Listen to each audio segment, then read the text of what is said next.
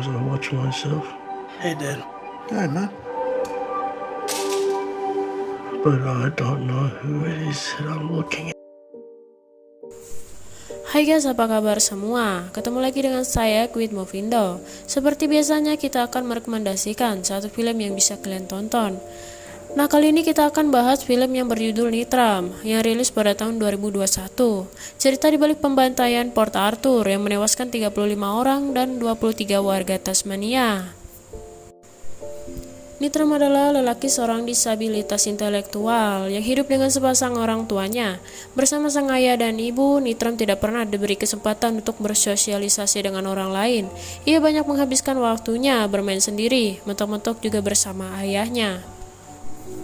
Selain bermain, Nitram juga sering berjalan dari satu rumah ke rumah lainnya untuk menawarkan jasa pemotong rumput halaman. Tidak ada yang tertarik sampai akhirnya ia bertemu dengan Helen. Wanita itu pun turut tertarik menggunakan jasa Nitram lainnya seperti membawa anjing-anjingnya jalan. Setelah menghabiskan banyak waktu bersama Helen, Nitram memutuskan untuk pindah ke rumahnya dan membuat orang tua dia tidak bisa berbuat banyak selain merelakan dia tinggal bersama wanita itu.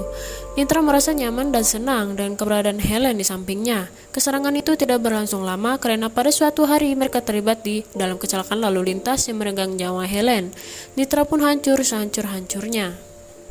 Nitram menyoroti dengan sempurna perjalanan pria berambut panjang itu berjalan ke sisi gelapnya. Sejak film dimulai, sudah ditunjukkan berbagai motif yang menjadi pondasi kuat Nitram memutuskan melakukan pembantaian di Port Arthur. Semua itu rata-rata datang dari orang-orang di sekitarnya. Ibu Nitram menjadi sosok utama yang bisa dibilang gagal menjadi pengayom sekaligus pendidik Nitram. Sejak kecil ia sudah lelah dan tidak peduli akan kondisi Nitram. Maka dari itu, Nitram terus dijejali obat antidepresan tanpa henti. Tidak memperhatikan keinginan Nitram sendiri masih mengkonsumsi obat itu atau tidak. Kekhawatiran itu tampak pada dokternya Nitram, tapi ibu Nitram tetap saja tidak peduli. Ayah Nitram juga bisa dibilang sebagai orang yang selalu tutup mata pada kondisi Nitram. Ia selalu menganggap kalau Nitram adalah anak yang sama dengan yang lain. Padahal ia membutuhkan penanganan khusus yang tak didapat dari orang pada umumnya. Seperti saat menanggapi kesukaan Nitram bermain petasan yang sangat mengganggu tetangganya. Ayah Nitram tidak peduli dan tetap memberi anaknya petasan untuk dimainkan. Orang selain dari keluarganya juga memiliki andil dalam membentuk Nitram sang pembantai. Pada suatu pesta di malam hari ia bertemu pria bernama James dengan harapan bisa menjalin pertemanan lagi pasca ditinggal oleh Helen. Nyatanya Jamie hanya membuat Nitram jengkel karena terus-menerus mengejeknya. Selain James, Nitram harus bertahan dengan cemoohan lainnya yang selalu menyerang kesehatan mental dia. Nitram ingin memiliki kehidupan yang sempurna seperti orang lain. Ia hanya perlu dibimbing dan dituntun dengan baik. Sayangnya semua itu tidak pernah ia dapatkan. Menyoroti sosok Nitram sejak awal film adalah arahan tepat dari sutradara Justin Carswell. Sepanjang film, Nitram seakan memiliki sebuah kamera yang menempel lekat pada dirinya. Banyak keputusan dan detail-detail yang menjadi pembangun Nitram ke pembantaian di akhir film. Tidak sekali dua kali Nitram terlihat menaruh kegemarannya pada senapan. Saat pindah ke rumah Helen, ia terlihat sedang menaruh senapan angin di dalam lemari kamarnya. Setelah itu Nitram pernah meminta Helen membeli senjata dan Helen pun bertanya, "Untuk apa?"